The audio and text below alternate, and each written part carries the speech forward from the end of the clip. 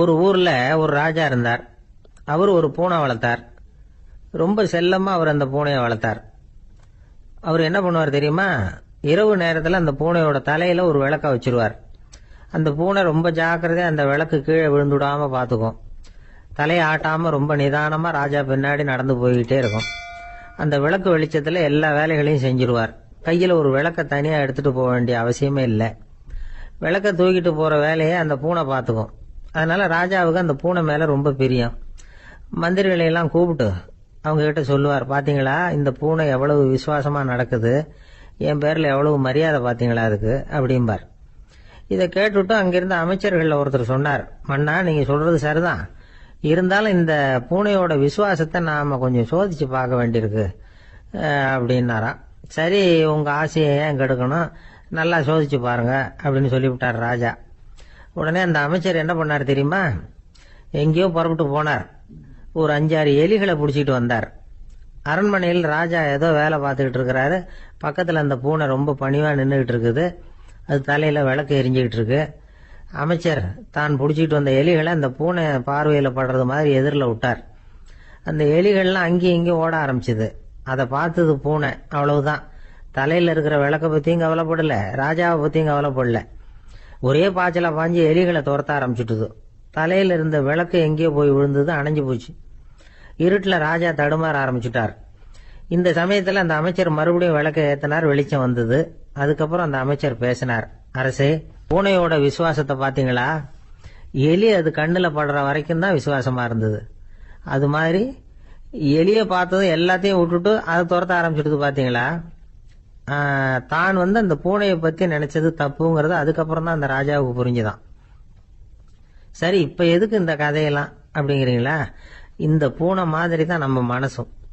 மனசை எவ்வளவுதான் பயிற்சி கொடுத்து பக்குவமா வச்சிருந்தாலும் பார்க்கறதுக்கு பரமசாது மாதிரி தான் இருக்கும். பார்க்க வேண்டியதை பார்த்துட்டுதுன்னா பாஞ்சிரும்.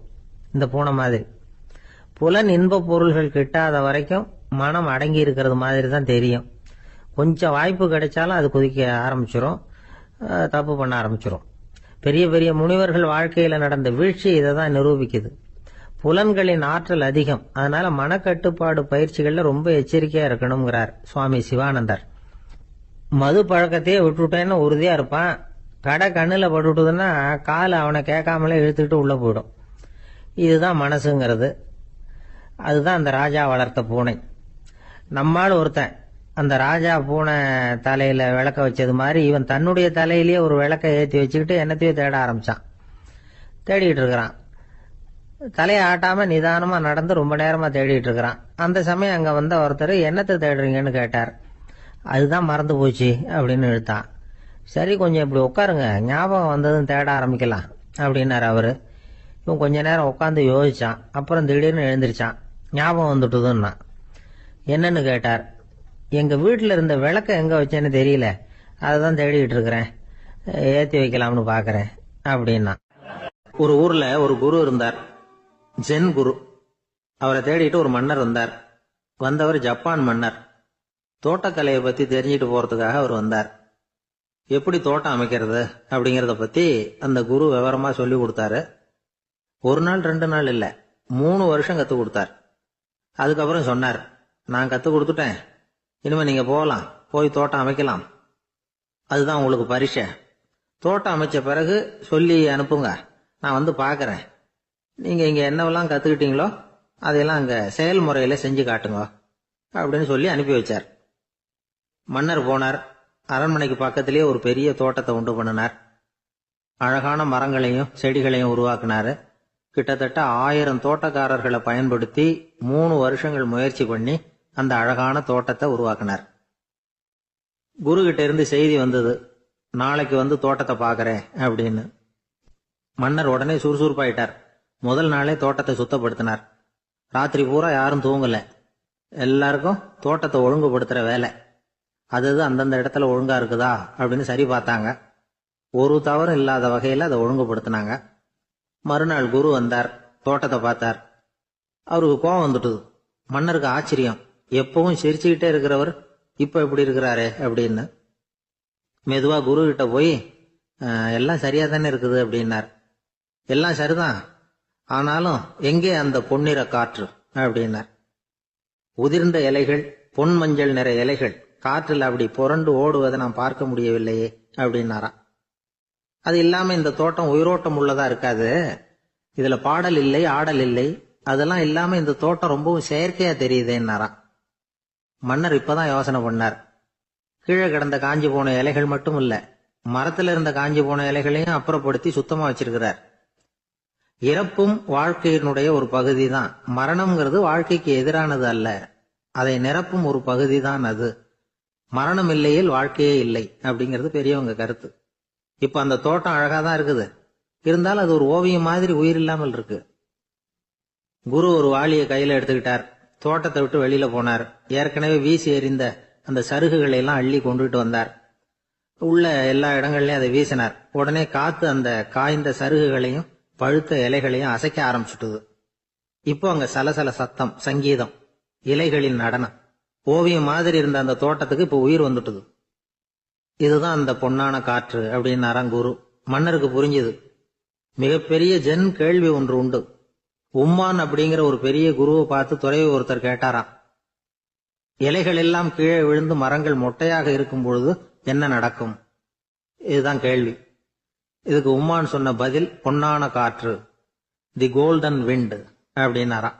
இதுக்கு என்ன விளக்கம்னா, உன்னுடைய எண்ணங்கள் எல்லாம் உன்னுடைய மனசிலிருந்து கீழே விழுந்து உனது உள்ளுணர்வானது மொட்டையாக நிற்கும் நிலைதான் அது. உனது வேர்களின் அருகில் காற்று வீசுகிறது. எல்லா எண்ணங்களும் உன்னிலிருந்து வெகு தூரத்துக்கு புரண்டு கொண்டே சென்று விடுகிறது. நீ அவற்றை கடந்து விட்டால் நீ அவைகளுக்கெல்லாம் மேலெழுந்து கீழே பார்ப்பவனைப் போல நிற்க ஆரம்பித்து விடுவாய். அதுதான் தியானம் என்பது அப்படின்னு சொல்றாங்க. தியானம்ங்கிறது எண்ணத்துக்கு எதிரானது இல்ல, தியானம்ங்கிறது எண்ணங்களை கடந்து செல்வதுதான்.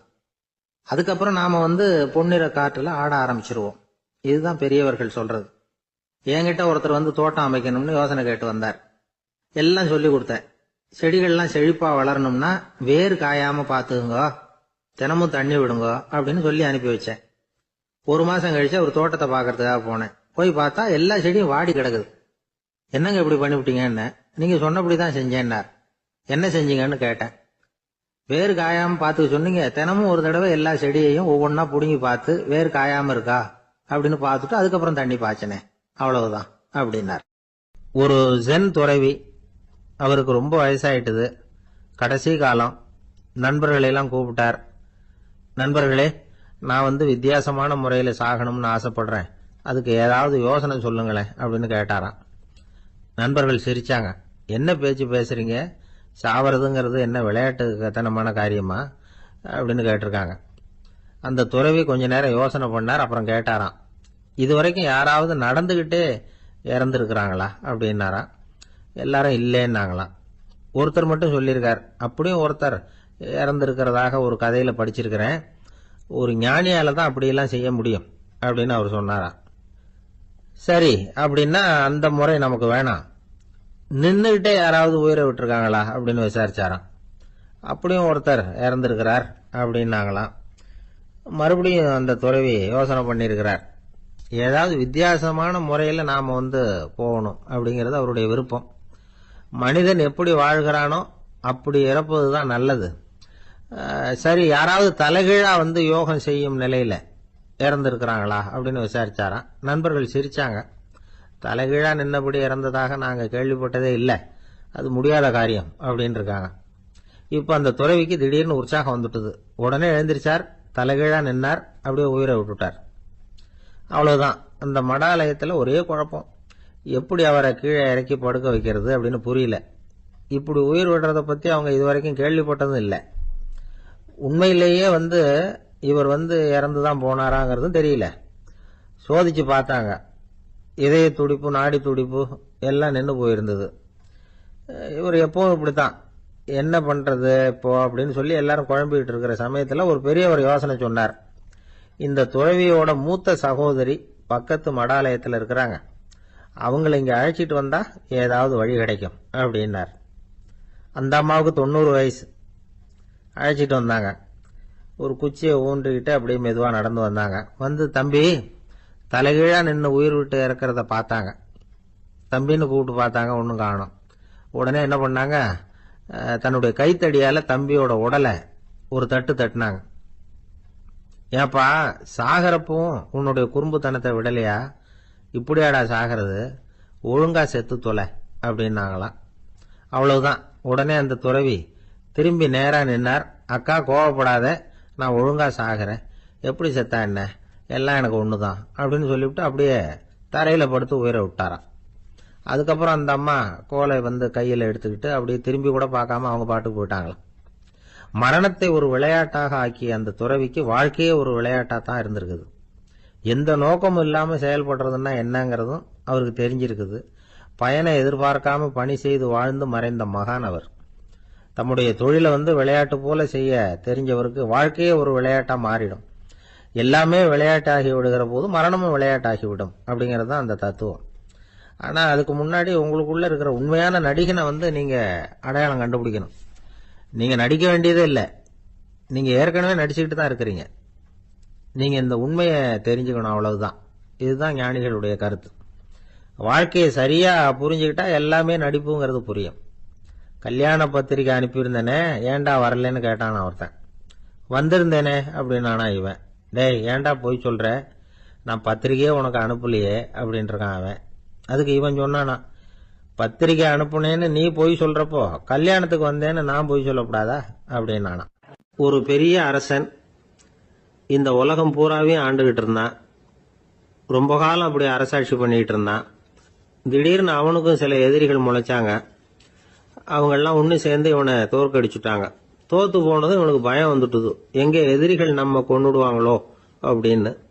வெளியில வந்தா தனக்கு ஆபத்துன்னு பயந்துகிட்டு யாருக்கும் தெரியாம ஒரு குகைக்குள்ள போய் பதுங்கி கிடக்கிறான். நிலைமைய பாருங்க. முதல் நாள் அரண்மனையில அதிகாரம் பண்ணிக்கிட்டு இருந்தவன் மறுநாள் குகையில பயந்து போய் பதுங்கி கிடக்கிறான். ராத்திரி நேரம் வந்தது, பசி வயத்தை கிள்ளுது, பிச்சை எடுத்து சாப்பிட வேண்டிய நிலைமை. பிச்சை எடுக்கிறதுக்கு பாத்திரம் வேணுமே, என்ன பண்றது அப்படின்னு அங்கேயும் இங்கேயும் பாக்குறான். ஒரு மூலையில யாரோ விட்டுட்டு போன ஒரு ஓடு கிடக்குது. அதை எடுத்துக்கிட்டு புறப்பட்டான். இருட்டுல வழி புரியல. ஏதோ ஒரு யூகத்துல காலை மெதுவா எடுத்து வச்சு நடந்து போயிட்டு இருக்கிறான். வழியில ஒரு கருப்பு நாய் படுத்து கிடந்தது. இருட்டுல அவன் இது கண்ணுக்கு சரியா தெரியல. அவனுக்கு தவறி போய் காலை வச்சுட்டான் அது மேல. நாய் சும்மா இருக்குமா, வள்ளுன்னு விழுந்து கடிச்சு விட்டுது. காலை பாக்குறான், காலத்தையும் நினைச்சு பாக்குறான். அரண்மனையில வீரக்கழல் அணிந்த காலை உடைய மன்னா அப்படின்னு புகழ்வாங்களே புலவர்கள்லாம். ஆனா அது இன்னைக்கு நாய் கடிச்ச காலம் ஆயிட்டுதே அப்படின்னு நினைக்கிறான். அது மட்டும் இல்ல, முன்னாடி எல்லாம் பொற்கிண்ணங்கள்ல தான் அவன் சாப்பிடுவான். ஆனா இப்போ உடைஞ்சு போன ஓட்டு, அது ஓட்டை கையில வச்சுக்கிட்டு நிக்கிறான். அதுல ஏதாவது யாராவது சாப்பாடு போடுவாங்களான்னு. முன்னாடி எல்லாம் நிறைய பேர் அரண்மனைக்கு வருவாங்க. அரசருக்கு காணிக்கைன்னு சொல்லி இவன் காலடியில கொண்டாந்து கொட்டுவாங்க. அப்போல்லாம் இவன் அந்த ஜனங்களுடைய முகத்தை திரும்பி கூட பாக்குறது இல்ல, ரொம்ப கர்வமா உட்காந்துருப்பான். அதே ஆளு இன்னைக்கு எல்லாரு கண்ணுலயும் படுறது மாதிரி பிச்சை எடுத்துக்கிட்டு இருக்கிறான். அப்போலாம் காணிக்கைகளை தன்னுடைய கையால வாங்குறது தனக்கு கௌரவ குறைச்சல்னு நினைச்சு தன்னுடைய வேலைக்காரங்களை விட்டு தான் அதை வாங்க சொல்லுவான். இப்போ பாத்தீங்கன்னா அவனே தன் கையாலேயே பிச்சை வாங்குறான். நினைச்சு பாருங்க. அந்த மனுஷன் முத நாள் அரசன், மறுநாள் பிச்சைக்காரன். எவ்வளவு வித்தியாசம். செல்வம் தான் இப்படி ஒரு வித்தியாசம் ஏற்படுறதுக்கு காரணம். அப்படிப்பட்ட செல்வம் வாழ்க்கையை நடத்துறதுக்கு நமக்கு தேவைதான். ஆனா அதையே நாம் அடைய வேண்டிய பயனா நினைக்கிறோம் பாருங்க, அதுதான் வேடிக்கை. இத நம்மாழ்வார் அழகா ஒரு பாசுரத்துல சொல்றார். ஒரு நாயகமாய் ஓட உலகுடன் ஆண்டவர், கருணாய் கவர்ந்த காலர், சிதைகிய பானையர், பெருநாடு காண இம்மையிலே பிச்சைதாம் கொள்வர், திருநாரணன் தாழ் காலம் பெற சிந்தித்து உய்மினோ அப்படிங்கிறார் நம்மாழ்வார். ஒரு பெரிய பணக்காரர் ஒரு துறவிகிட்ட போய், சாமி என்கிட்ட நிறைய பணம் இருக்கு, இருந்தாலும் நிம்மதி இல்ல, என்னால நிம்மதியா இருக்க முடியல, என்ன காரணம்னு கேட்டாராம். உடனே அந்த துறவி இதுக்கு நேரடியா பதில் சொல்லாம பக்கத்துல நின்றுகிட்டு இருந்த ஒரு குழந்தைய கூப்பிட்டார். அது ஓடியாந்தது. ஒரு ஆப்பிள் பழத்தை எடுத்து அது கையில கொடுத்தார். அதை வாங்கிக்கிட்டு குழந்தை சிரிச்சுது. இன்னொரு பழத்தை எடுத்து கொடுத்தார். அதை இன்னொரு கையில வாங்கிட்டு சிரிச்சுது. மூணாவது ஆப்பிள் எடுத்து கொடுத்தார். 2 பழத்தையும் நெஞ்சில் அணைச்சிக்கிட்டு 3வது பழத்தையும் வாங்கறதுக்கு முயற்சி பண்ணிச்சு. ஆனா அது உடனே நழுவி கீழே விழுந்து உருண்டு ஓடிச்சு. ஏற்கனவே இருந்ததும் விழுந்துட்டுது. இப்ப அந்த குழந்தை அழ ஆரம்பிச்சுட்டுது. இப்ப அந்த துறவி பணக்காரர்கிட்ட சொன்னாராம், குழந்தைய கவனிச்சியா, 2 ஆப்பிள் போதும்னு அது நினைச்சிருந்தா இப்போ அது அழ வேண்டிய அவசியம் வந்திருக்குமா அப்படின்னாராம். எதுவுமே அளவுக்கு மிஞ்சினா துன்பம்தான். இந்த காலத்துல இதெல்லாம் யாரு காதுல வாங்குறாங்க? ஒருத்தனை நல்ல வழிக்கு கொண்டு வரணும்னு நினைச்சு அவனை கூப்பிட்டு உட்கார வச்சு இந்த கதையை சொல்லிட்டு இருந்தாங்க. சொல்லிவிட்டு அந்த குழந்தை செஞ்சது தப்பு தானே அப்படின்னு கேட்டிருக்கிறாங்க. ஆமாம், தப்பு தான். நானா இருந்தா அப்படி செஞ்சிருக்க மாட்டேன் நானா இவன். 2 பழமே போதும்னு சொல்லியிருப்பியா அப்படின்னு கேட்டிருக்காங்க. அப்படி இல்லைங்க, அவர் கொடுக்க கொடுக்க ஒவ்வொரு பழமா வாங்கி பின்னாடி வச்சுட்டு மறுபடியும் கையை நீட்டுவேன் அப்படிங்கிறானா. இவெல்லாம் எந்த காலத்துல திருந்துறது? ஒரு ஊர்ல ஒரு புகழ்பெற்ற பத்திரிகையாளர் இருந்தார். அவர் ஒரு நாள் திடீர்னு இறந்து போயிட்டார். அதுக்கப்புறம் நேரா சொர்க்கத்துக்கு போனார். சொர்க்கத்தின் வாசல்ல நின்றுகிட்டு இருந்த ஒருத்தர் அவரை தடுத்தார். இத பாரு, ஏற்கனவே இங்க 12 பத்திரிகையாளர்கள் இருக்கிறாங்க, அவங்களுக்கே இங்க வேலை இல்லை. அதுக்கு என்ன காரணம்னா, சொர்க்கத்துல திடுக்கிடும் செய்திகள்லாம் ஒன்றும் கிடையாது. அப்படி என்ன இருக்க போகுது இங்க எல்லாம் அது ஒழுங்கா நடந்துகிட்டு இருக்கும். எல்லாம் ஒழுங்கா நடந்தா பத்திரிகைகளுக்கு சுவாரஸ்யமான கொலை கொள்ளை தீ வைப்பு இது மாதிரி எதுவும் இங்க இல்லை. ஏற்கனவே இங்க இருக்கிறவங்க எல்லாரும் மரத்தடியில் உட்காந்துக்கிட்டு தியானம் பண்ணிட்டு இருக்கிறாங்க. அந்த ஒரே செய்தி தான் தினமும் இங்க வந்துகிட்டு இருக்குது.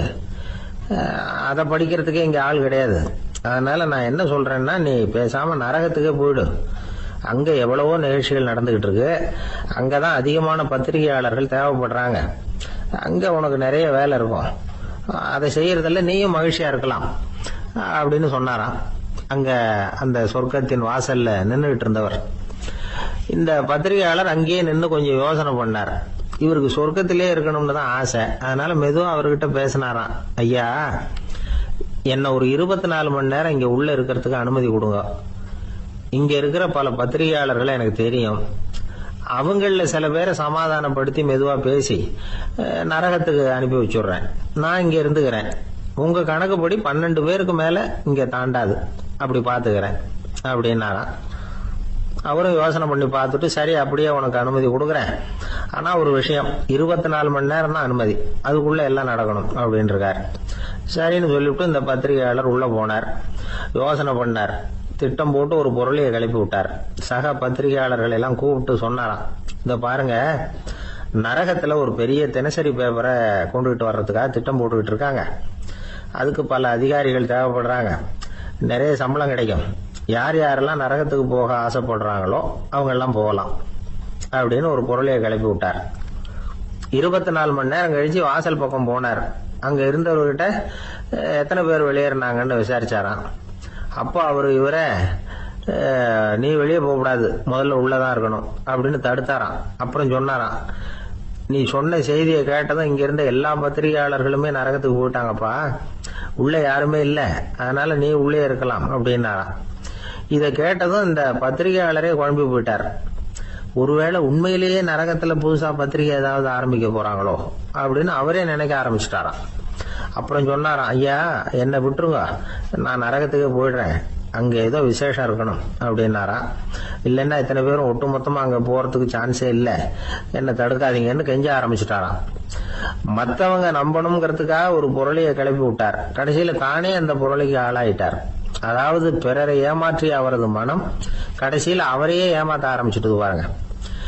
நீங்க இப்படி அடுத்தவங்களை ஏமாத்துறதுக்கு உங்க மனசை பழக்கப்படுத்துறீங்க, ஆனா கடைசியில் அதனால நீங்களே ஏமாற்றப்படுகிறீர்கள் அப்படிங்கிறது பெரியவர்களுடைய புத்திமதி. அதனால உங்க மனசுகிட்ட ரொம்ப எச்சரிக்கையா இருங்கோ அப்படிங்கிறாங்க. நம்ம ஆளுங்க அங்க போய் என்ன சொல்லுவாங்கன்னா, இந்த மாதிரி அங்க போகாத இங்க போகாதன்னு பயமுறுத்துறது உண்டு. சில பேர் அங்க பேய் இருக்குது, பிசாசு இருக்கு அப்படின்னு பொருளைய கிளப்பி விடுறது உண்டு. இருட்டு நேரம் காட்டு வழியா ஒருத்தன் போயிட்டு இருக்கிறான். அங்க பேய் பிசாசு நடமாட்டம் இருக்கிறதாக வதந்தி. இவன் பயந்துகிட்டே வேகமா போறான். காடு முடிஞ்சு மெயின் ரோட்டுக்கு வந்து சேர்ந்தான். அப்பாடா, ஒரு பஸ் நின்றுட்டு இருக்கு தனியா. இருட்டுல லேசா தெரிஞ்சது. ஓடி போய் ஏறி உள்ள உட்காந்துக்கிட்டான். பயந்துகிட்டே போனவன் அப்புறம் தான் தெரியுது உள்ள யாருமே இல்லை, டிரைவரும் இல்லை, கண்டக்டரும் இல்லை, வேற யாரும் இல்லை. இவனுக்கு பேய் பயம் அதிகமா போட்டுது. ஏன்னா நடு ராத்திரி. இந்த நேரம் பார்த்து அந்த பஸ் தானே நகர ஆரம்பிச்சுதான். இவனுக்கு இன்னும் பயம் அதிகமா போட்டுது. ஏன்னா டிரைவர் சீட்டு காலியா இருக்கு, பஸ் நகருது. இவன் உடம்பு பூரா நடுங்க ஆரம்பிச்சுட்டுது. வீல்னு கத்தலாமான்னு பார்த்தான். அந்த நேரம் பார்த்து அவன் தோல்ல ஒரு கை விழுந்துதான். திடுக்கிட்டு திரும்பி பார்த்திருக்கிறான். அங்க டிரைவர் நிக்கிறாரு. அவரு சொன்னாராம், ஏன்பா, ஏற்கனவே பஸ் பிரேக் டவுன், நாங்கெல்லாம் பின்னாடி இறங்கி நின்று தள்ளிட்டு இருக்கிறோம், நீ மட்டும் ஜாலியா ஏறி உட்காந்துக்கிட்டியா, இறங்கி வந்து தள்ளப்பா அப்படின்னாராம். அமெரிக்க ஜனாதிபதி ஆப்ரஹாம் லிங்கன் ஒரு நாள் தன்னோட கோச்சு வண்டியில தலைநகரான வாஷிங்டனுக்கு போயிட்டு இருக்கிறார். கோச்சு வண்டி ஒரு சாலையில போயிட்டு இருக்கு. அந்த சாலைக்கு ஒரு பக்கத்துல பயங்கரமான சதுப்பு நிலம். சதுப்பு நிலம்னா அது புதைகுழி, புதை மணல்ங்கிறோம்ல, அது மாதிரி. அந்த சதுப்பு நிலத்துல யாராவது மாட்டிக்கிட்டா அவ்வளவுதான், ஆளை கொஞ்சம் கொஞ்சமா உள்ள அமுக்கிவிடும், தப்பிச்சு கரையேறது கஷ்டம். அப்படிப்பட்ட நிலம் அது. ஆப்ரஹாம் லிங்கன் ஏதோ ஒரு முக்கியமான அரசாங்க வேலையா போயிட்டு திரும்பி வந்துட்டு இருக்கிறார். அதனால அந்த சமயத்துல அவர் விலை வசந்த ஆடைகளை அணிஞ்சிருக்கிறார். அப்படி அவர் அந்த கோச்சு வண்டியில வந்துகிட்டு இருக்கிறாரு. அந்த சமயத்துல ஒரு காட்சி அவர் கண்ணுல பட்டுட்டுது. என்ன தெரியுமா? ரோட்டுக்கு பக்கத்துல இருந்த சதுப்பு நிலத்துல ஒரு இளம் பன்றி குட்டி சிக்கிக்கிட்டு தவிச்சுக்கிட்டு இருக்குது, பரிதாபமா கத்திக்கிட்டு இருக்குது. அதை பார்த்தார் லிங்கன். அவருக்கு என்ன மாதிரி ஆயிட்டுது. உடனே வண்டியை நிறுத்த சொன்னார், கீழே இறங்கினார். தன்னோட விலை வசந்த ஆடைகளை பத்தி லட்சியம் பண்ணவே இல்லை. தனக்கே ஆபத்து வரலாம்ங்கிறத பத்தியும் கவலைப்படல. தான் ஒரு குடியரசுத் தலைவருங்கிறத பத்தியும் அவர் நினைச்சு பார்க்கல. நேரா அந்த சதுப்பு நிலம் பக்கமா போனாரு. அந்த சேத்துல இறங்கி பன்றிக்குட்டியை காப்பாத்தி கரைக்கு கொண்டுட்டு வந்து சேர்த்துட்டார். அதுக்கப்புறம் நிம்மதியா கோச்சு வண்டியில ஏறி வெள்ள மாளிகைக்கு வந்து சேர்ந்தார். டிரெஸ், உடம்பு பூரா சேரு சகதி. பாக்குறவங்களுக்கெல்லாம் ஆச்சரியமா போச்சு. அவங்களுக்கு ஒன்றும் புரியல. இவர் நேரா ட்ரெஸ் மாத்திக்கிறதுக்காக போனாரு. கோச்சு வண்டி ஓட்டிட்டு வந்தவன் கிட்ட போய் எல்லாரும் கேட்டாங்க, என்ன ஆச்சு அப்படின்னு. அவர் வர்ற வழியில நடந்த விவரத்தை சொன்னார். ஆப்ரஹாம் லிங்கனுடைய இந்த இறக்க குணத்தை எல்லாரும் பாராட்டினாங்களாம், புகழ்ந்தாங்களாம். ஆனா இதுக்கு லிங்கன் என்ன பதில் சொன்னார் தெரியுமா?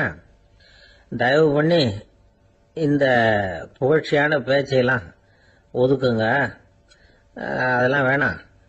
அந்த சின்ன பிராணி சகதியில மாட்டிக்கிட்டு துடிச்சுக்கிட்டு இருந்தது, அதை பார்த்தேன். உடனே என்னுடைய இதயத்துல ஒரு முள்ளு தைச்சது மாதிரி ஒரு உணர்வு. அந்த முள்ளை பிடுங்கி எறிஞ்சேன், அவ்வளவுதான்.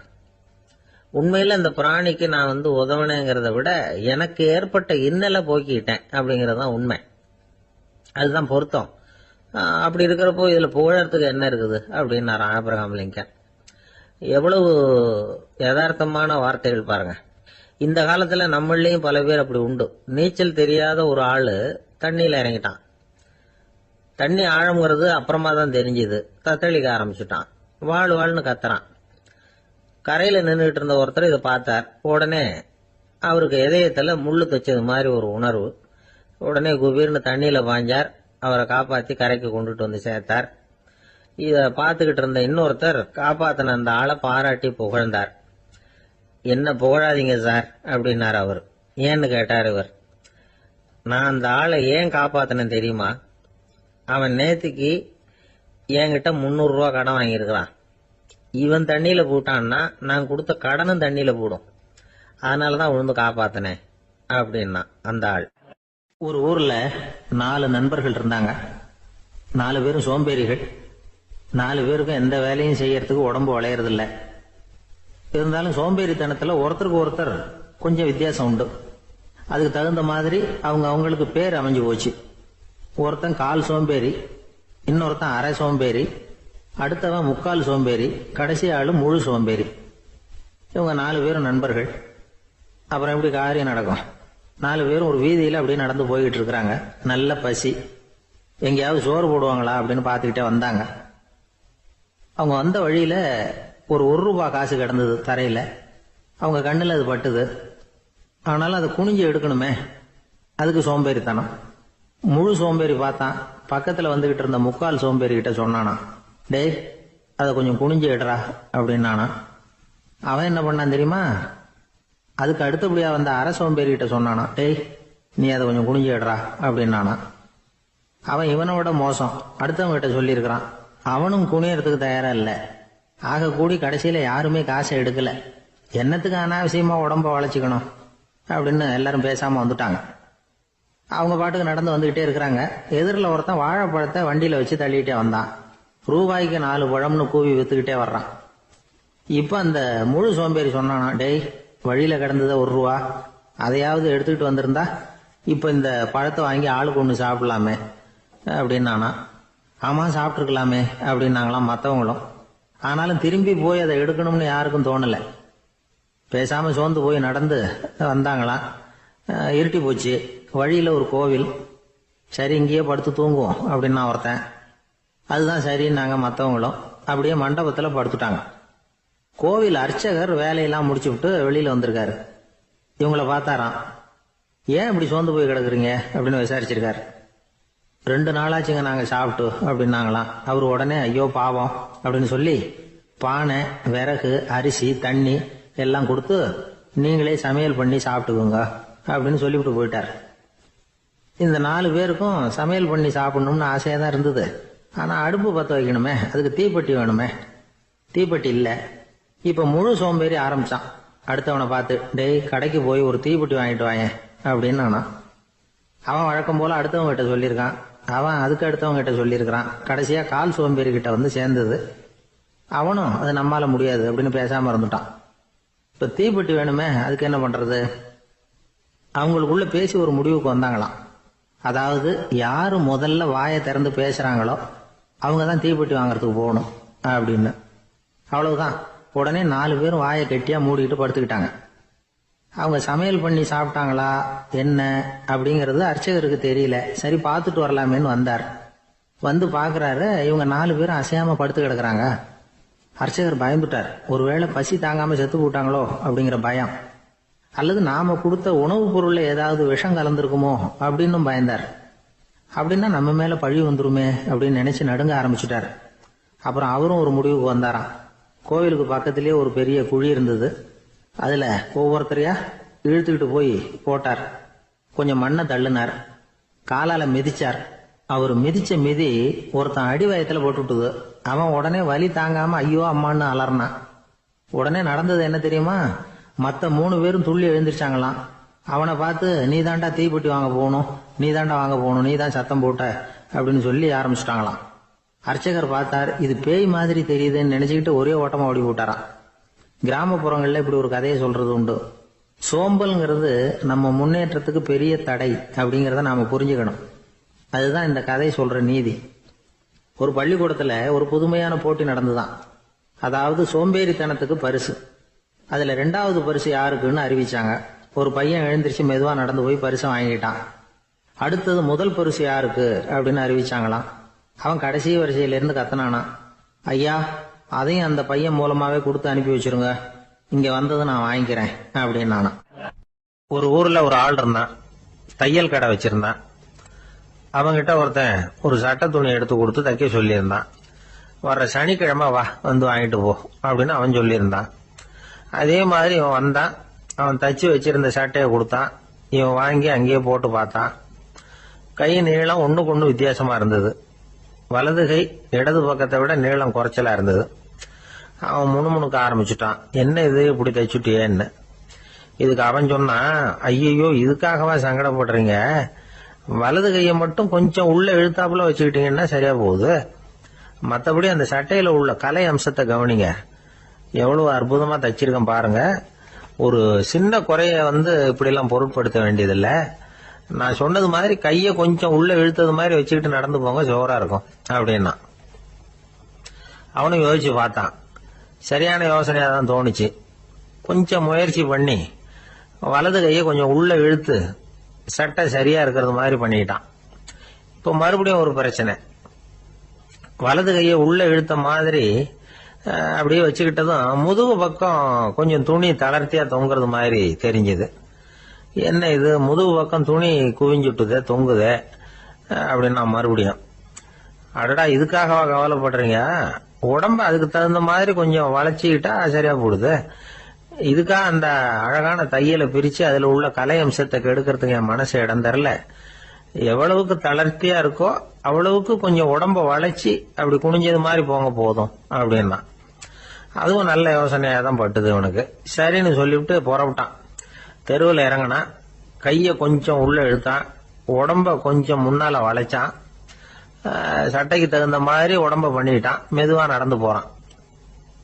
இப்ப எதிரில் இன்னொருத்தன் வரான். இவனை பாக்குறான். இவன் போட்டிருக்கிற சட்டைய பாக்குறான். ஆஹா அற்புதம்ங்கிறான். சும்மா சொல்லக்கூடாது, ரொம்ப நல்லா இருக்கு, நிச்சயமா இது இந்த ஊர் மேல தெருவில் இருக்கிற ஒருத்தன் இருக்கானே, அவன் தச்சதா தான் இருக்கணும் அப்படின்னா. இதை கேட்டதும் அவனுக்கு ஆச்சரியம். எப்படி அவ்வளவு கரெக்டா கண்டுபிடிச்சிங்க அப்படின்னு கேட்டிருக்கான். இதுக்கு அந்த வழிபோகன்னு சொன்னானா, அவன் ரொம்ப கெட்டிக்காரன். உங்களை மாதிரி உடம்பும் கையும் வளைஞ்சு போன ஒரு ஆசாமிக்கு அவனை தவிர வேற யாராலேயும் இவ்வளவு பொருத்தமான ஒரு சட்டையை தைக்க முடியாது அப்படின்னானா. பாருங்க, அவனுக்காக இவன் அனுசரிக்க போய் இவனோட நிலைமை எப்படி ஆயிடுது பாருங்க. இதே மாதிரிதான் சில சடங்குகளும் சம்பிரதாயங்களும் நம்மளை கோமாளி ஆக்கி விட்டுரும். எதுவா இருந்தாலும் அதுல அறிவுபூர்வமான அணுகுமுறை அவசியம்.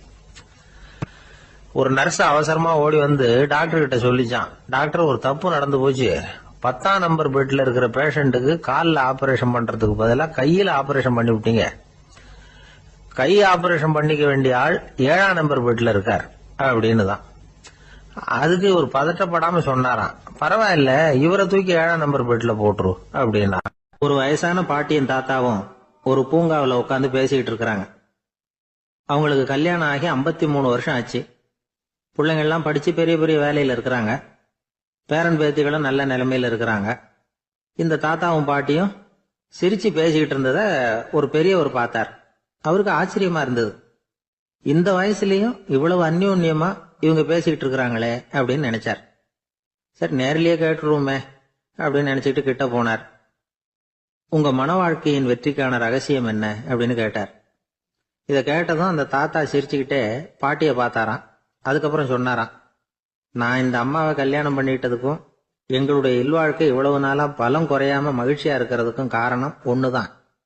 அது என்ன காரணம்னா, எங்களுக்கு இடையில பொதுவா நிறைய குறைகள் உண்டு, அதுதான் காரணம் அப்படின்னாராம். அவர் சொல்றது சரிதான் அப்படிங்கிறது மாதிரியே அந்த பாட்டியும் அவரை நிமிர்ந்து பார்த்தாங்களாம். இந்த பெரியவர் மறுபடியும் அந்த பாட்டியை பார்த்து அதே கேள்வியை கேட்டிருக்கார்.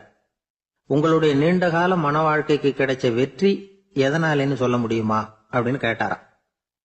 அவங்களும் சிரிச்சுக்கிட்டே பதில் சொன்னாங்களாம். என்ன பதில் தெரியுமா? சில பேரை நாம குறிப்பிட்ட பண்புகளுக்காக நேசிக்கிறோம், வேற சிலரை நாம அந்த பண்புகள் இல்லாத குறைகளுக்காகவே விரும்பி பழகிறோம் இல்லையா அப்படின்னு கேட்டுட்டு தலையில் குனிஞ்சுக்கிட்டாங்களாம் அந்த பாட்டியம்மா. அவங்க அப்படி சொன்னதை கேட்டதும் இவருக்கு புதுசா ஞானம் பிறந்தது மாதிரி இருந்ததுதான். இதுதான் மனம் நிறைந்த மன வாழ்க்கை அப்படிங்கிறார் சுவாமி சின்மயானந்தர். பண்புகளை எப்படி நேசிக்க முடியுதோ அதே மாதிரி பண்புகள் இல்லாத குறைகளையும் நேசிக்க முடியும். மனசுதான் காரணம். ஒரு மேல்நாட்டு தம்பதி, அவங்களும் தாத்தா பாட்டி தான். அவங்க 2 பேரும் ஒரு பூங்காவில் உட்காந்து சிரிச்சு பேசிக்கிட்டு இருக்கிறாங்க. அத ஒருத்தர் பார்த்தார். அவருக்கு ஆச்சரியம், இவ்வளவு காலம் ஆகி இந்த வயசுலயும் இப்படி அன்பா பேசிக்கிட்டு இருக்கிறாங்களே அப்படிங்கிற ஆச்சரியம்.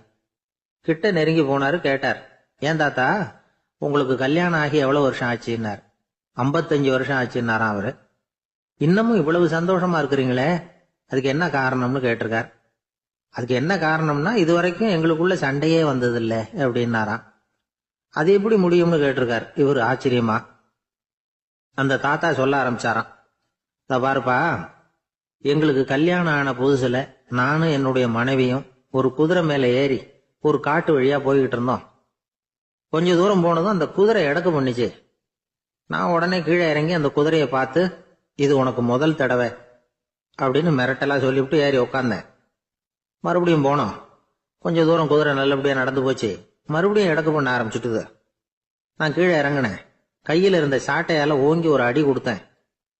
இது உனக்கு 2வது தடவை அப்படின்னு சொல்லிவிட்டு ஏறி உட்காந்தேன். மறுபடியும் குதிரை கொஞ்ச தூரம் நல்ல விதமா நடந்து போச்சு. அப்புறமும் எடக்கு பண்ண ஆரம்பிச்சுட்டுது. அந்த சமயத்துல ஒரு ஆற்று பாலத்தை கடந்து போய்கிட்டு இருக்கிறோம். நான் கீழே இறங்கினேன். என்னுடைய மனைவியையும் கீழே இறங்க சொன்னேன். அந்த குதிரையை பிடிச்சி அப்படியே ஆத்துல தள்ளி விட்டுட்டேன். தள்ளி விட்டுட்டு, இது உனக்கு கடைசி தடவை அப்படின்னு சொன்னேன். அதை பார்த்ததும் என் மனைவி பதறி போயிட்டாங்க. போய், ஐயோ பாவம், என்ன இப்படி பண்ணிவிட்டீங்க, உங்களுக்கு மனசுல கொஞ்சம் கூட இறக்கமே இல்லையா அப்படின்னாங்க. நான் மெதுவா இவங்க பக்கம் திரும்பி, இது உனக்கு முதல் தடவை அப்படின்னு. அவ்வளவுதான், அன்னையில இருந்து இன்னைய வரைக்கும் ஒரு நாள் கூட எங்களுக்குள்ள சண்டையே வந்ததில்லை அப்படின்னு விளக்கம் கொடுத்தார் அந்த தாத்தா. காஞ்சிபுரத்துல பல்லவ ராஜா ஒரு கோவில் கட்டினார், கைலாசநாதர் கோவில். அதுக்கு கும்பாபிஷேகம் பண்றதுக்கு ஒரு நாள் குறிப்பிட்டு அதுக்கு வேண்டிய ஏற்பாடுகள்லாம் பண்ணினார். முதல் காரியமா கடவுளை வேண்டிக்கிட்டார். நீங்க இந்த கும்பாபிஷேகத்துக்கு நேர்ல வந்து கலந்துக்கணும்னார். கடவுள் அந்த ராஜா கனவுல வந்தார். நீ கும்பாபிஷேகம் வச்சிருக்கிற அதே நாள்ல அதே நேரத்துல எனக்கு இன்னொரு ஊர்ல ஒரு கும்பாபிஷேகம் இருக்குது, அதுக்கு போக வேண்டியிருக்கு. அதாவது திருநின்ற ஊர்ல என்னுடைய பக்தர் ஒருத்தர், அவரும் ஒரு கோயில் கட்டி கும்பாபிஷேகம் செய்யறார். நான் அதுக்கு போக வேண்டியிருக்கு, அதனால உன்னுடைய தேதியை நீ மாத்தி வச்சுக்கோ அப்படின்னார். கடவுள் தான் எங்கேயும் இருக்கிறவராச்சே, அவர் நினைச்சா 2 இடத்துலயும் இருந்து கோயில் கும்பாபிஷேகத்தை நடத்த முடியாதா? ஏன் இப்படி செய்யல? அது ஒரு முக்கியமான காரணத்துக்காகத்தான். திருநின்ற ஊர்ல இருந்த பூசலாருங்கிற அந்த அடியாரின் பெருமையை இந்த உலகத்துக்கு எடுத்து காட்டணுங்கிறதுக்காகத்தான் கடவுள் அந்த ராஜா கிட்ட அப்படி சொன்னார். சரி, அந்த அடியார் அப்படி என்னதான் பெருசா கோயில் கட்டி விட்டார்? ராஜா கட்டின கோயிலை விட பெருசா? அவர் கட்டினது கருங்கல்லாலேயோ மண்ணாலேயோ மரத்தாலேயோ இல்ல. அவர் கட்டின கோயில் வேற மாதிரி. அது மனசால கட்டின கோயில், மனசுக்குள்ள இருக்கிற கோவில், மனக்கோவில். அந்த அடியார் தன்னோட மனசுக்குள்ள மாசக்கணக்கா ஒவ்வொரு கல்லா சேர்த்து கட்டின கோவில். இந்த விஷயம் ராஜாவுக்கு தெரியாது. அவர் என்ன நினைச்சுட்டாரு, அது நாம கட்டின கற்கோயிலை விட ரொம்ப பெருசா இருக்கும் போல இருக்கு அப்படின்னு நினைச்சுட்டாரு. சரி, அப்பேற்பட்ட அந்த கோயிலை தரிசனம் பண்ணிவிட்டு வருவோம் அப்படின்னு நினைச்சு ராஜா திருநின்ற ஊருக்கு போறார். அங்க போய் பார்த்தா கோயிலையும் காணும், ஒன்னையும் காணும். கடைசியில பூசலார் கட்டின மனக்கோவில் தான் அதுங்கிறத அவர் புரிஞ்சுக்கிறார். உடனே அந்த அடியாரின் காலில் விழுந்து வணங்குறார். அவரோ, இது மனசால முயன்ற கோவில், இதுக்கு இத்தனை பெருமையா அப்படின்னு ஆச்சரியப்படுறார். இதுல ஆச்சரியப்படுறதுக்கு ஒண்ணும் இல்ல. ஆண்டவன் விரும்புறது அகபக்தியையே தவிர புற தோற்றங்களே அல்ல. இத நாம புரிஞ்சுக்கிட்டோம்னா நமக்குள்ள எந்த வேறுபாடுகளும் வர்றதுக்கு வழியே இல்லை. இன்னொரு ராஜா இருந்தார். அவரு ஆண்டவனுக்கு படைக்கிறதுக்காக ஒரு தார் நல்ல செவ்வாழைப்பழமா எடுத்துக்கிட்டு போகணும்னு நினைச்சார். அதனால முத நாளே அதை வாங்கிட்டு வர சொன்னார் வேலைக்காரங்கிட்ட. வேலைக்காரன் போனா கடைத்தெருவில் ஒரு தார் பழம் வாங்கினா. வர்ற வழியில அவன் குடிசை. அப்படியே எட்டி பார்த்துட்டு போவோமேன்னு நினைச்சான். போனான். அங்க இவனோட குழந்தை பாவம் பசியால கத்திட்டு இருக்கு. இவன் பார்த்தான், இவ்வளவு பெரிய தாரில் ஒரு 2 பழம் எடுத்தா தெரியவா போகுது அப்படின்னு நினைச்சு ஒரு 2 பழத்தை பிச்சு அந்த குழந்தைகிட்ட கொடுத்தான். அதை வாங்கி வயிறார சாப்பிட்டது. பசி அடங்குச்சு, விளையாட போயிட்டுது. இவன் அதுக்கப்புறம் வாழைப்பழத்தை எடுத்துக்கிட்டு அரண்மனைக்கு வந்தான். 2 பழம் பிச்சிருக்கிறது ராஜாவுக்கு தெரிஞ்சு போச்சு. இவன் உண்மையை சொல்லிவிட்டான். உடனே ராஜா, கடவுளுக்கு படைக்க வேண்டிய பொருளை குழந்தை எச்சில் பண்ண விட்டுருக்கியே அப்படின்னு சொல்லி அவனை கட்டி வச்சு சாட்டையால் அடிச்சார் பாவம். மறுநாள் பழத்தை கோயிலுக்கு எடுத்துட்டு போனார். கடவுள் முன்னாடி வச்சார். கடவுள் கண்ணை திறந்து பார்த்தார், பழம்லாம் அழுகி இருக்குது. என்ன இது அழுகி போன பழம் அப்படின்னார். ராஜா முழிச்சார். நல்லா தானே இருந்தது அப்படின்னு நினைச்சார். அப்போ கடவுள் அந்த ராஜா கிட்ட சொன்னாராம், இத பாருப்பா, இந்த தாரில் 2 பழம் தான் நல்ல பழம். அந்த 2 பழங்களையும் நேத்திக்கே நான் சாப்பிட்டுட்டேன் அப்படின்னாராம். அப்பதான் ராஜாவுக்கு புரிஞ்சுது, ஏழை குழந்தையின் பசியை தீர்க்கறதுக்காக உதவுன அந்த 2 பழம் தான் இறைவன் சாப்பிட்ட பழம்னு. இறைவன் இருக்கிற இடம் எது? இதுதான். இந்த உலகத்துல மனுஷன் எவ்வளவோ தவறுகள் செய்யறான். அதுக்கெல்லாம் என்ன காரணம்? அதை பத்தின ஆராய்ச்சி தான் இன்னைக்கு. இதுக்கு ஆராய்ச்சி என்னத்துக்கு? அது தெரிஞ்ச விஷயம் தானே அப்படின்னு நீங்க நினைக்கலாம். ஆனா அப்படி அலட்சியமா இந்த விஷயத்தை விட்டுறக்கூடாது. பொதுவா எல்லோரும் நினைக்கலாம், எது சரி எது தவறு அப்படின்னு தெரியாததுனாலதான் மனுஷன் தப்பு பண்றான் அப்படின்னு. ஆனா அப்படி சொல்லிட முடியாது. மனுஷன் தெரிஞ்சேதான் தவறுகள் பண்றான். இப்போ உதாரணத்துக்கு ஒரு சாலையில இடது பக்கம் போக வேண்டிய ஒருத்தர் நடுக்கோட்டை தாண்டி வலது பக்கமா வண்டியை ஓட்டிட்டு போறாருன்னு வச்சுங்க. என்னப்பா இது தப்பு இல்லையா அப்படின்னு அவர்கிட்ட கேட்டா, அதெல்லாம் எனக்கு தெரியும், நீ உன் வேலையை பார்த்துட்டு போ அப்படிம்பார். வலது பக்கமா போறது தப்புன்னு தெரிஞ்சேதான் அவர் அப்படி செய்யறார், அப்படி போறார். பெரிய உத்தியோகத்துல இருக்கிறவங்க கூட லஞ்சம் வாங்குறாங்க. அவங்களுக்கெல்லாம் லஞ்சம் வாங்குறது தப்புன்னு தெரியலன்னு அர்த்தம். திருடுறது தப்புன்னு தெரியாமலாம் மனுஷன் திருடுறான். நல்லாவே தெரியும்.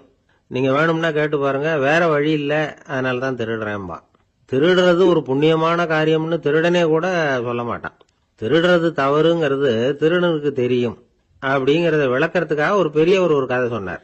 அதாவது 2 திருடர்கள் 2 பேரும் சேர்ந்து ஒரு வீட்டுக்கு போய் ஒரு 10,000 ரூபாயை திருடிட்டு வந்துடுறாங்க. ஒரு காட்டு வழியா வந்துகிட்டு இருக்கிறாங்க. இன்னும் விடியல. 2 பேருக்கும் தூக்கம் கண்ணை சுத்துது. சரி, இப்படியே ஒரு மரத்தடியில படுத்து தூங்குவோம், காலையில விடிஞ்சதும் இந்த பணத்தை 2 பேரும் பங்கு போட்டுக்குவோம் அப்படின்னு முடிவு பண்றாங்க. அதே மாதிரி படுத்து தூங்குறாங்க. நடு ராத்திரியில ஒரு திருடன் முழிச்சுக்கிறான். விடிகிற வரைக்கும் காத்துக்கிட்டு இருந்தா 5000 ரூபா தான் கிடைக்கும், இப்பவே கம்பி நீட்டினா 10,000 ரூபா கிடைக்கும் அப்படின்னு யோசிச்சு பார்த்துட்டு ஒரு முடிவுக்கு வந்தான். மெதுவா அந்த 10,000 சுருட்டிக்கிட்டு அடுத்தவனுக்கு தெரியாம ஓடி போயிட்டான். விடியுது. அடுத்தவன் எழுந்திரிச்சு பாக்குறான். பணத்தையும் காணல, பாகஸ்தனையும் காணல. இந்த திருடன் அந்த திருடனை திட்டுறான். திருட்டு பய, அயோக்கிய பய, இப்படி அநியாயமா கிளப்பிட்டு போட்டானே அப்படிங்கிறான். இதுல இருந்து என்ன தெரியுது? தெரியாம எடுத்துக்கிட்டு போறது திருட்டு, அயோக்கியத்தனம், அநியாயம் அப்படிங்கறது இவனுக்கு தெரிஞ்சிருக்குது. அதனாலதான் அடுத்தவனை பார்த்து இப்படி திட்டுறான். அதனால தெரியாததுனால மனுஷன் தவறு பண்றான்னு சொல்றது சரியில்லை. அப்படின்னா மனுஷன் பண்ற தவறுகளுக்கு உண்மையான காரணம் தான் என்ன? இதே சந்தேகம் அர்ஜுனனுக்கும் வந்துதான். அதனாலதான் அவன் பகவானை பார்த்து கேக்குறான். மனுஷன் தன் விருப்பத்துக்கு விரோதமா ஏதோ ஒரு சக்தியினால பலாத்காரமா இழுக்கப்பட்டது மாதிரி பாவம் பண்றானே, அந்த சக்தி என்ன அப்படின்னு கேக்குறான். இதுக்கு பகவான் பதில் சொல்றார். காமமும் குரோதமும் தான் அந்த சக்திகள், அதாவது ஆசையும் சினமும். இது ரெண்டும் உன்னுடைய எதிரிகள் அப்படிங்கறத புரிஞ்சுக்கோ அப்படிங்கிறார். இன்னமும் நுணுக்கமா பார்த்தா காமத்தினுடைய மறு உருவங்கள் தான் குரோதமும் லோபமும். ஆசை நிறைவேறலன்னா குரோதம், அதாவது கோபம். ஆசை நிறைவேறிட்டதுன்னா லோபம், அதாவது பேராசை. பாவத்தை கண்ட்ரோல் பண்ணணும்னா அதுக்கு மெயின் சுவிட்ச் எது அப்படிங்கறது இப்பதான் தெரியுது. அதுக்கு மனுஷன் தெரிஞ்சே தான் தவறு பண்றான் அப்படின்னு பேசிக்கிட்டோமே. அதுக்கு ஒரு உதாரணம். ஒரு ஆளு ஹோட்டல்ல சாப்பிட போனான். சாப்பிட்டு முடிச்சான். எழுந்திரிச்சு முதலாளி கிட்ட பில்ல கொடுத்தான். காசை கொடுக்கல. முதலாளி பணம் கொடுன்னு கேட்டார். இவன் என்கிட்ட பணம் இல்லைன்னா. முதலாளி கொஞ்சம் கூட அலட்டிக்கல. உள்ள இருந்து ஒரு ஆளை கூப்பிட்டார். இவனை கூப்பிட்டுட்டு போய் இட்லி மாவு ஆட்ட சொல்லுனார். இவனும் கவலைப்படாம உள்ள போயிட்டான். அப்போ அழைச்சிட்டு போற ஆளு கேக்குறான், ஏன் சார் சாப்பிடுறதுக்கு முன்னாடி காசு இல்லைங்கிறது உங்களுக்கு தெரியாதா அப்படின்னு கேக்குறான். தெரியும், காசு இல்லைங்கிறதும் தெரியும், காசு இல்லாம சாப்பிட்டா மாவாட்டணுங்கிறதும் தெரியும் அப்படின்னா அந்த ஆள். அப்படின்னா நீங்க உங்க வீட்லயே சாப்பிட்டு இருக்கலாமே அப்படின்னு கேக்குறான் அவன். அதுக்கு இவர் சொல்றாரு, அது எப்படி? அங்க சாப்பிட்டாலும் நான் இதே வேலையை தானே செய்ய வேண்டியிருக்கும் அப்படின்னாராம். ஒரு ஊர்ல ஒரு மன்னன் இருந்தான், கொடுங்கோல் மன்னன். நிறைய தொந்தரவு பண்ணிட்டு இருந்தான். அவன் ஒரு தடவை என்ன பண்ணான் தெரியுமா? ஒரு தப்பும் பண்ணாத ஒரு இளைஞனை பிடிச்சி ஜெயில அடைச்சுட்டான். அந்த பையனோட சொந்தக்காரங்கள்லாம் ராஜா கிட்ட போனாங்க.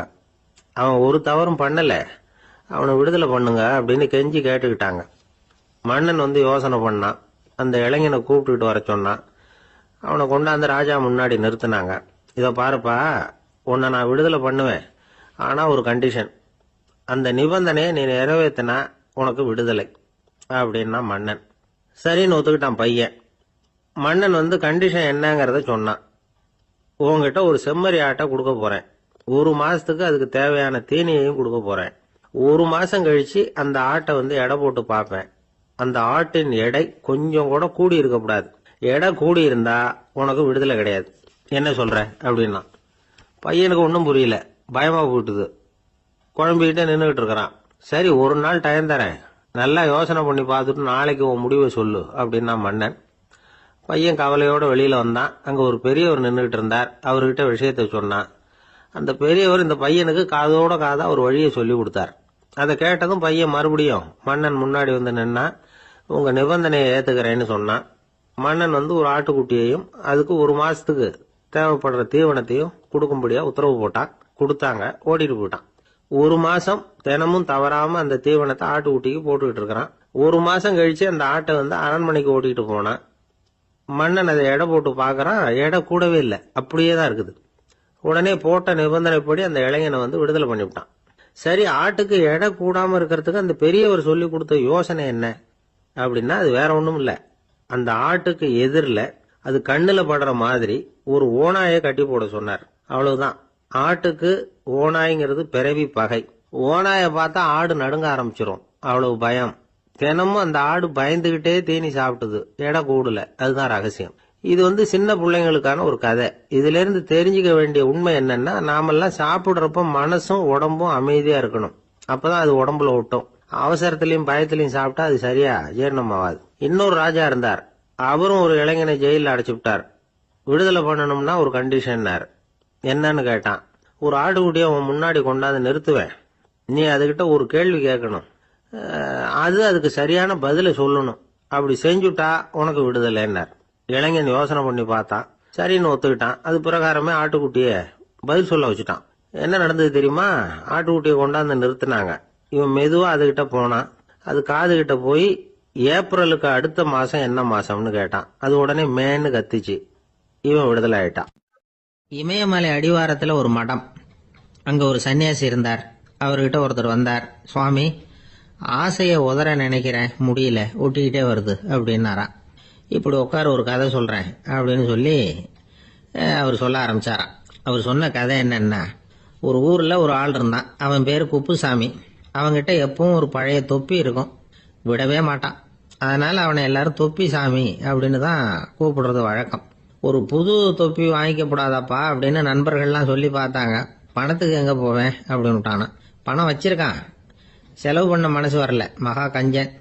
பழைய பாட்டில்கள்லாம் வாங்கி வித்துக்கிட்டு இருந்தான். அப்படி ஒரு தடவை பழைய கண்ணாடி சாமான்களை ஏலத்தில் எடுத்தப்போ அதில் ஒரு அருமையான சென்ட் பாட்டில் கிடைச்சிது. உடனே ஒரு ஐடியா பண்ணான். அந்த சென்ட்டை சின்ன சின்ன பாட்டில்களில் அடைச்சி ஜன்னல் ஓரமாக அடுக்கி வச்சுட்டான். அதை விற்றா நிறைய பணம் கிடைக்குமே, அதனால.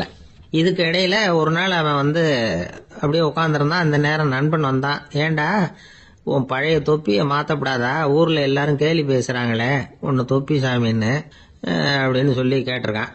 இந்த சென்ட் பாட்டில் விற்றதும் பணம் வரும், அதுக்கப்புறம் பார்க்கலாம் அப்படின்னு நானா இவன். சரி வா, நீச்சல் குளத்துக்கு போயிட்டு வருவோம் அப்படின்னு கூப்பிட்டுருக்கான் நண்பன். 2 பேரும் போனாங்க. அதே நேரம் அந்த ஊர் நீதிபதியும் அங்கே குளிக்க வந்தாராம். அவர்கிட்ட இருந்தது விலை வசந்த ஒரு புது தொப்பி. அதை அங்கே இருந்த ஸ்டாண்டில் மாட்டிவிட்டு குளிக்க போனார். இதுக்கிடையில் குப்புசாமி குளிச்சுட்டு வந்தான். அவனுடைய பழைய தொப்பியை காணல. அந்த புது தொப்பியை பார்த்தா இது நண்பனுடைய வேலை தான் அப்படிங்கிறதாக புரிஞ்சுக்கிட்டு அதை எடுத்து மாட்டிட்டு வந்துட்டான். நீதிபதி குளிச்சுட்டு வந்து பார்க்குறாரு, தொப்பியை காணும். போலீஸில் புகார் கொடுத்தார். அவங்க தேடினாங்க. ஒரு மூலையில் பழைய தொப்பி கிடைச்சது. அடடா, இது நம்ம குப்புசாமியோட தொப்பி இல்லையா அப்படின்னு நானா ஒருத்தன். உடனே அவன் வீட்டுக்கு தேடிட்டு போயிருக்காங்க. அங்கே போய் பார்த்தா புது தொப்பி அங்கே இருக்குது. உடனே அவனுக்கு 1000 ரூபாய் அபராதம் போட்டாங்களாம். அவன் பணத்தை கட்டிவிட்டு ரொம்ப எரிச்சலோட வீட்டுக்கு வந்தான். பழைய தொப்பி கண்ணில் பட்டது. மறுபடியும், உன்னால தானே எனக்கு 1000 ரூபா நஷ்டம் அப்படின்னு சொல்லி அதை எடுத்துக்கிட்டு அப்படி போயிருக்கான். அந்த ஊர் குளத்துல வீசி எரிஞ்சிட்டு வந்துட்டான். அது மீன் பிடிக்கிற ஒருத்தன் கையில் சிக்கிச்சு. அவன் வர்ற வழியில் அதை எடுத்து வேகமாக வீசி எறிஞ்சான். அது நேராக குப்புசாமி வீட்டு ஜன்னல் வழியாக உள்ள இந்த சென்ட் பாட்டில்கள் மேலே விழுந்து எல்லாம் உடஞ்சி நொறுங்கி போச்சு. குப்புசாமி பார்த்தான். தோட்டத்தில் ஆழமாக ஒரு குழியை வெட்டினான். அந்த தொப்பியை போட்டான், மூடிவிட்டான். இதை அடுத்த வீட்டுக்காரன் பார்த்தான். ஏதோ புதையல் தான் வச்சிருக்கான் போல இருக்குன்னு நினைச்சான். போலீஸில் போய் புகார் கொடுத்துட்டான். மறுபடியும் போலீஸ் குழியை தோண்டினாங்க. பழைய தொப்பி மறுபடியும் வெளியில் வந்தது. எல்லாரும் சிரிக்கிறாங்க. அன்னைக்கு ராத்திரியே அந்த தொப்பியை எடுத்துக்கிட்டு நேராக புறப்பட்டான். ஒரு கல்லில் அதை சேர்த்து கட்டி குடிநீர் தொட்டி இருக்கும்ல, அதில் போட்டுட்டு வந்துட்டான். இனிமேல் என்ன பண்ணும் பார்ப்போம்னு. ஒரு நாள் திடீர்னு குழாயெல்லாம் அடைபட்டு போச்சு. மாநகராட்சி அலுவலர்கள் என்னன்னு பார்த்தா அந்த பழைய தொப்பி குழாயை அடைச்சிக்கிட்டு இருக்குது. இது குப்புசாமியோட தொப்பிங்கிறது தான் எல்லாருக்கும் தெரியுமே. உடனே குடிநீரை பாழாக்கணத்துக்காக குப்புசாமிக்கு கோர்ட்டு 2500 ரூபாய் அபராதம் போட்டுவிட்டுது. அதையும் கட்டிவிட்டு வெளில வந்தான். கடைசியாக முடிவு பண்ணான். ஒரு நெருப்பு குச்சியை கிழிச்சான். தொப்பியை கொளுத்தினான். எரிஞ்சது. எடுத்து வெளில எரிஞ்சான். கொஞ்ச நேரத்தில் தீ அணைப்பு படம் வந்துட்டுது. ஆமாம், இவன் எடுத்து எரிஞ்சது வெளியில் விழுந்து வீட்டு கூரையே பற்றிக்கிட்டு எரிய ஆரம்பிச்சுட்டுது. அவனோட பணத்தாசையும் அதோட சேர்ந்து எரிஞ்சு போச்சான். இப்படி ஒரு கதை. இந்த கதையை சொல்லி முடிச்சார் அந்த இமயமலை அடிவாரத்தில் இருந்த சன்னியாசி. இப்போ அந்த குப்புசாமி எங்கே இருக்கிறான்னு கேட்டார் எதிரில் இருந்தவர். இதோ உன் எதிரிலே இருக்கிறான், நான் தான் அந்த குப்புசாமி அப்படின்னாரான் அந்த சன்னியாசி. அந்த குப்புசாமி கிட்ட இருந்தது மாதிரி ஒரு பழைய தொப்பி நம்ம ஒவ்வொருத்தர்கிட்டையும் உண்டு. அதை எப்படி தொலைக்கிறதுன்னு தெரியாம தடுமாறிக்கிட்டு இருக்கிறோம். அது என்ன தொப்பிங்கிறீங்களா? அதுதான் நம்மை சூழ்ந்திருக்கிற மாயை அப்படிங்கிறார் சுவாமி சின்மயானந்தர். மெய்ஞானம் கிடைக்கிறப்போ மாயை எரிஞ்சு போகும் அப்படிங்கிறது அவருடைய கருத்து. நம்மால் ஒருத்தர் வேகமா ஓடி வந்தார். காலில் மாட்டியிருந்த பழைய செருப்பு 2 ஆவேசமா தூக்கி ஒரு கிணத்துல போட்டுட்டு வெறுங்காலோட நடந்து வந்துகிட்டு இருக்கிறார். ஏன் அப்படி பண்ணீங்க அப்படின்னு கேட்டோம். அந்த செருப்புக்கு சொந்தக்காரன் பின்னாடி வந்துகிட்டு இருக்கிறான், அதனால அப்படி பண்ணேன் அப்படிங்கிறார் இவர். இந்த உலகத்துல எவ்வளவோ உயிரினங்கள் இருக்கு. ஒவ்வொன்றும் ஒவ்வொரு விதமா சண்டை போடுது. இப்ப 2 மாடு சண்டை போட்டுக்குதுன்னு வச்சுங்க, என்ன பண்ணும்? 2 முட்டிக்கும். அதுக்கு சண்டை போடுறதுக்கு ஆயுதமா உபயோகப்படுறது அதோட கொம்பு. 2 சேவல் சண்டை போட்டுக்குதுன்னு வச்சுங்க, அதுக்கு ஆயுதமா உபயோகப்படுறது அதோட கால் நகம். காலால தான் அது ஒன்னோட ஒன்று சண்டை போட்டுக்கும். ஆனால் 2 மனுஷன் சண்டை போட்டுக்கிறான்னு வச்சுங்க, இவன் இன்னதை தான் ஆயுதமாக உபயோகப்படுத்துவான்னு குறிப்பிட்டு சொல்ல முடியாது. கல்லை எடுப்பான், கத்தி எடுப்பான், துப்பாக்கி எடுப்பான், என்ன வேணாலும் பண்ணுவான். வாயால் திட்டுவான், கையால் அடிப்பான், காலால் உதைப்பான், சகலகலா வல்லவன். விலங்குகள்லாம் பொதுவாக வாயை சாப்பிட்றதுக்கு மட்டும்தான் உபயோகப்படுத்துது. ஆனால் இவனுக்கு சாப்பிட்றதுக்கும் அதுதான், சாப்பிட்டு விட்டு திட்டுறதுக்கும் அதுதான். ஆனால் ஒரு விஷயத்தில் மட்டும் கெட்டிக்கிறேன். அதாவது நாம் சண்டை போட்டுக்கிட்டாலும் பரவாயில்லை, கோழிகள் சண்டை போடாமல் இருக்கணும் அப்படின்னு ஆசைப்படுறான். எதுக்காக? கோழிகள் சண்டை போடாமல் இருந்தால் நிறைய முட்டைகள் போடுமா, அதுக்காகத்தான் இந்த அக்கறை. கோழி பண்ணை வச்சிருக்கிறவங்களுக்கு இது ஒரு பெரிய பிரச்சனை.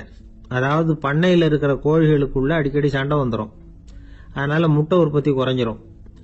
சரி, இதுக்கு என்ன பண்ணுறது? பண்ணையில் போய் உட்காந்துக்கிட்டு தினமும் பஞ்சாயத்து பேசிகிட்டு இருக்க முடியுமா? அமெரிக்காவில் கோழி பண்ணை வச்சிருக்கிற ஒருத்தர் இதை பற்றி யோசனை பண்ணி பார்த்தாராம். ஒரு வழியையும் கண்டுபிடிச்சிருக்கார். கோழிக்கெல்லாம் மூக்கு கண்ணாடி மாட்டி விட்டுட்டோம்னா அது சண்டை போடுற குணம் குறைஞ்சிரும், முட்டை அதிகமாகிடும். அந்த கண்ணாடியில் உள்ள லென்ஸ் சிவப்பு நிறத்தில் இருக்கணும், அவ்வளவுதான் அப்படின்னு அவர் கண்டுபிடிச்சாராம். இது ஏற்கனவே நடைமுறையில் கண்டுபிடிக்கப்பட்ட ஒரு விஷயம். ஆனால் எல்லா கோழிக்கும் சிவப்பு மூக்கு கண்ணாடி எப்படி மாட்டி விடுறது? அப்படியே மாட்டி விட்டாலும் அது நழுவாமல் இருக்கணுமே. இப்போ நாமெல்லாம் நடு வரலால மூக்கு கண்ணாடி நடுவில் தொட்டு அப்படி ஸ்டைலாக சரி பண்ணிக்கிறோம், அது மாதிரி கோழி எப்படி சரி பண்ணிக்கும்? இதுதான் பிரச்சனை.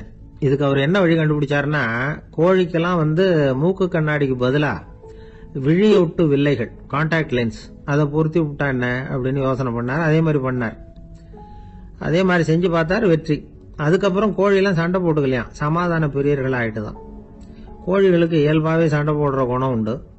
ஆனால் அதோட கண்ணுக்கு பார்க்குற பொருள்லாம் ரோஜா நிறத்திலையோ அல்லது இன்னும் சொல்ல போனால் அழுத்தமான சிவப்பு நிறத்திலையோ தெரிஞ்சதுன்னா சண்டை போடுற குணம் குறைஞ்சிருதான். அந்த சமயத்தில் அது அதிகமாகவும் முட்டையிட ஆரம்பிச்சுடுதான். அதே நேரத்தில் இறை எடுக்கிறத கூட குறைச்சிக்குதான். இது ஏன் இப்படி பண்ணுதுங்கிறது விஞ்ஞானிகளுக்கு இன்னமும் புரியலையா. எப்படியோ அமெரிக்க கோழிகள்லாம் கான்டாக்ட் லென்ஸ் பொருத்திக்க ஆரம்பிச்சாச்சு. கோழி கழுத்தை பிடிச்சிக்கிட்டு ஒரு சில வினாடிகளில் அதை பொருத்தி போடுறாங்களாம். கோழியோட ஆயுள் பூரா அது அப்படியே இருக்குமா. பண்ணையில் முட்டை உற்பத்தி குறைஞ்சா இது மாதிரி விஞ்ஞானபூர்வமாக பரிகாரம் தேடுறது தான் நல்லது. நமக்கு வேண்டியப்பட்ட ஒருத்தர், அவர் ஒரு கோழி பண்ணை வச்சிருந்தார். அந்த பண்ணையில் பாதி கோழி திடீர்னு செத்து போச்சு. உடனே ஒரு கால்நடை மருத்துவர்கிட்ட போக வேண்டியது தானே, அங்கே போகல. உள்ளூரில் மந்திரம் பண்ணிட்டு இருந்த ஒரு சாமியார்கிட்ட போனார். அவர் காலில் விழுந்தார். சாமி, என் பண்ணையில் பாதி கோழி செத்து போட்டுதுன்னார். சாமியார் யோசனை பண்ணார். சரி, பண்ணையில் வாசப்படி கிழக்கு பக்கமாக வச்சிருக்கியா மேற்கு பக்கமாக வச்சிருக்கியான்னு கேட்டார். கிழக்கு பக்கமாக இருக்குன்னார் அவர். அதுதான் தப்பு, மேற்கு பக்கமாக அதை மாற்று, சரியாக போடும்னாராம். அதே போல் இவர் போய் மாற்றிவிட்டார். அப்பவும் பாதி செத்து போச்சு. மறுபடியும் சொன்னார், சாமி மறுபடியும் பாதி கோழி செத்து போட்டுதேன்னார். சரி, கூரை எப்படி போட்டிருக்க, ஓடு போட்டிருக்கியா இல்லை கீத்து போட்டிருக்கியான்னார். ஓடு போட்டிருக்கேன்னாராம் அவர். அதுதான் தப்பு, கீத்து போட்டுரு, சரியாக போடும்னாராம். சரின்னு போய் அதையும் மாற்றி பார்த்தார். மறுபடியும் போயிட்டு கோழி செத்து போச்சு. வந்தார், மறுபடியும் பாதி செத்து போச்சு சாமின்னு வந்தார். இவரும் யோசனையை மாற்றி மாற்றி சொல்லிகிட்டே இருக்கிறார். இப்படி அவரும் மாற்றி மாற்றி பார்த்தார். 6வது தடவையாக அவரை தேடிட்டு வந்தார். அந்த சமயத்தில் இவர் ரொம்ப தீவிரமாக யோசனை பண்ணி பார்த்துட்டு, அது சரிப்பா, நீயே என்கிட்ட சளைக்காமல் வந்துகிட்டு இருக்கிற, நானும் யோசனை சொல்லிட்டு இருக்கேன்.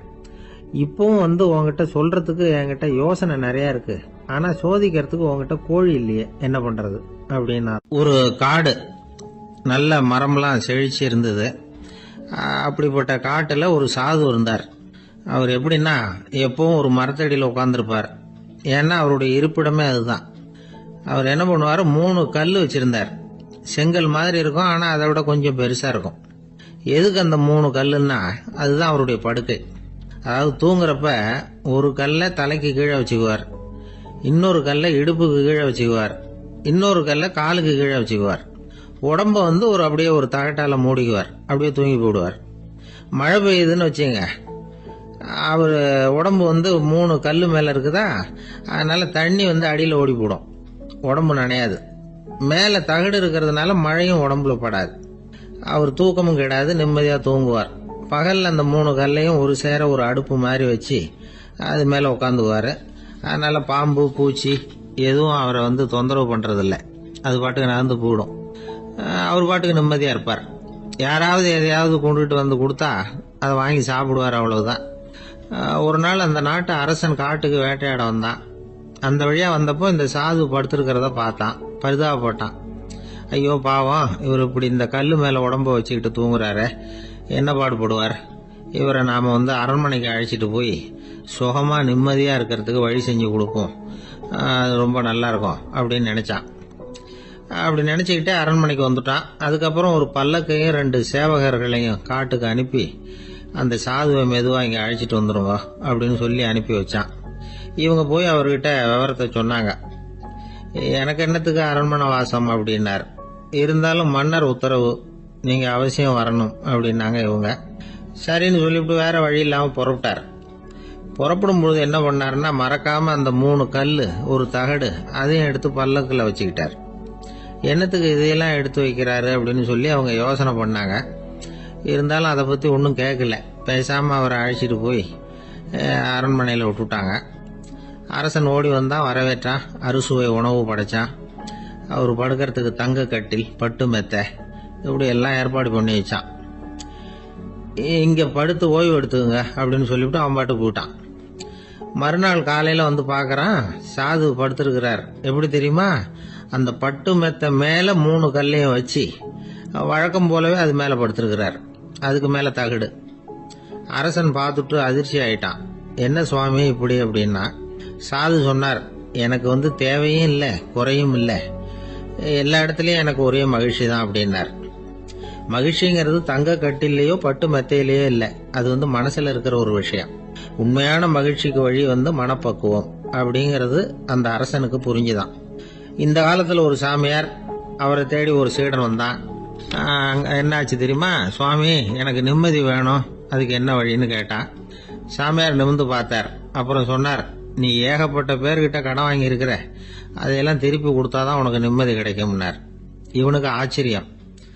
அது எப்படி சாமி, அவ்வளவு கரெக்டா நான் கடன் வாங்கினதை கண்டுபிடிச்சிங்க அப்படின்னா, உனக்கு கடன் கொடுத்து சாமியாரா போனதே நான் தான்ப்பா, அதனாலதான் இந்த கதிக்கு வந்தேன். என்கிட்டயே நிம்மதிக்கு வழி கேட்கிறிய, அதுதான்டா வேதனை அப்படின்னாராம் அவர். ஜப்பான்ல உள்ள ஒரு புத்த விகாரை, அங்க ஒரு வயசான பௌத்த குரு தங்கியிருக்கிறார். ஒரு நாள் ராத்திரி கடுமையான குளிர், அவரால் தாங்க முடியல. பார்த்தார், மரத்துல செஞ்ச புத்த சிற்பங்கள் அங்க நிறைய இருந்தது. அதுல ஒன்ன எடுத்து அதுக்கு தீ மூட்டி அந்த நெருப்புல குளிர் காஞ்சிக்கிட்டு இருக்கிறார். மர சிற்பம் தீ வச்சதும் படபடன்னு வெடிக்க ஆரம்பிச்சுட்டுது. அந்த சத்தத்தை கேட்டதும் அந்த புத்த விகாரையின் குருக்கள் வெளியில ஓடி வந்தார். இவர் ஆனந்தமா குளிர் காஞ்சிக்கிட்டு இருக்கிறார். அவரால் பொறுத்துக்க முடியல. தெருவில் தெரிஞ்சுக்கிட்டு இருந்த அந்த பெரியவரை இங்க தங்க அனுமதிச்சதே அவரு தான். இவர் இப்படி பண்றாருன்னு நினைச்சுக்கிட்டே அவரை கோபமா பார்த்தார். ஏன் இப்படி கோபமா பாக்குறீங்க, இப்படி உட்காருங்க அப்படிங்கிறாரு இவர். அவருக்கு இன்னமும் கோபம் வந்துட்டுது. எங்கள் கடவுளை எரிச்சுட்டீங்களே அப்படின்னு சத்தம் போட்டாராம். அப்படியா அப்படின்னு கேட்டுக்கிட்டே அந்த சாம்பலை கிளறினார் இவர். என்ன செய்யறீங்கன்னு கேட்டிருக்காரு அவர். நான் எலும்புகளை தேடுறேன்னாராம். நீங்க ஒரு பைத்தியம், இது ஒரு மர சிற்பம், இதுல எலும்புகள் கிடையாது அப்படின்னாராம். அவருக்கு கோபம் வந்துட்டுது. உடனே வெளியில போங்கன்னு கத்தியிருக்காரு. வெளியில தள்ளி கதவையும் சாத்தி விட்டாராம். மறுநாள் காலையில கதவை திறந்து பார்த்தா அந்த வயசான பெரியவர் ஒரு மைல்கல் மேல சில காட்டு பூக்களை வச்சு புத்தம் சரணம் கச்சாமின்னு சொல்லிக்கிட்டே இருக்கிறார். இவருக்கு சந்தேகமா போட்டுது. கிட்ட போனார். என்ன செஞ்சுக்கிட்டு இருக்கீங்கன்னு கேட்டார். இது என்னுடைய காலை நேர பிரார்த்தனைனாராம். நிஜமாவே நீங்க ஒரு பைத்தியமா தான் இருக்கணும், ஏன்னா அது ஒரு மைல்கல் அப்படின்னாராம். இப்ப அந்த பெரியவர் சொன்னாராம், நீங்க ஒரு மரத்தை புத்தரா நினைக்கும் பொழுது நான் ஏன் ஒரு மைல்கல்ல புத்தரா நினைக்கக்கூடாது? நான் புத்தரை எரிக்கலாம், ஏன்னா அவரை நான் நேசிக்கிறேன். அந்த சிற்பம் மரத்தால் ஆனதுங்கிறது எனக்கு தெரியும். நான் ஒரு மைல்கல்ல தொழலாம், ஏன்னா அது எனது பூக்களை தாங்குது. நான் இந்த மைல்கல்லுக்குள்ள மறைஞ்சிருக்கிற புத்தரை பார்க்கிறேன். யாராவது ஒரு சிற்பி இதை சிலையாக்கினாதான் நீங்க புத்தரை பார்க்க முடியும். அன்னைக்கு ரொம்ப குளிரா இருந்தது. நான் எனக்குள்ள இருக்கிற புத்தரையும் பாதுகாக்கணும். உள்ளே இருக்கிற புத்தரை காப்பாத்துறதுக்காக வெளியில உள்ள புத்தரை எரிக்கலாம், அதுல ஒன்றும் தப்பு இல்லை. அது அவருடைய போதனையிலேயே இருக்கு. உனக்குள் ஜோதியாக இரு அப்படிங்கிறது அவருடைய போதனை. என்னுடைய புத்தர் குளிர்ல நடுங்கிட்டு இருந்தார். அந்த மர சிற்பங்கள் வெயில் மழையில உணர்ச்சி இல்லாம இருந்தது, அதனால அப்படி பண்ணினேன். ஆனா நீங்க என்ன பண்ணீங்க?